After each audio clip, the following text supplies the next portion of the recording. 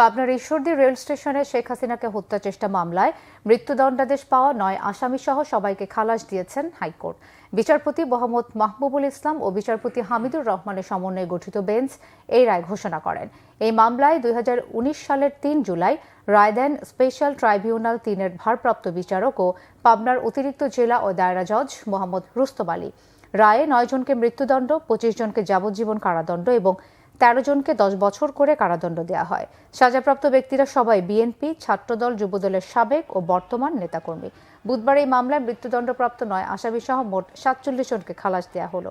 এদিকে হাইকোর্টে এই রায়ের ব্রিফিংকে কেন্দ্র করে বিএনপি নেতাকর্মীদের সঙ্গে সাংবাদিকদের ধাক্কাধাক্কির ঘটনা ঘটে।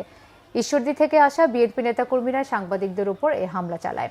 পরে এনএক্স ভবনের সামনে প্রতিবাদ কর্মসূচি পালন করেন তারা।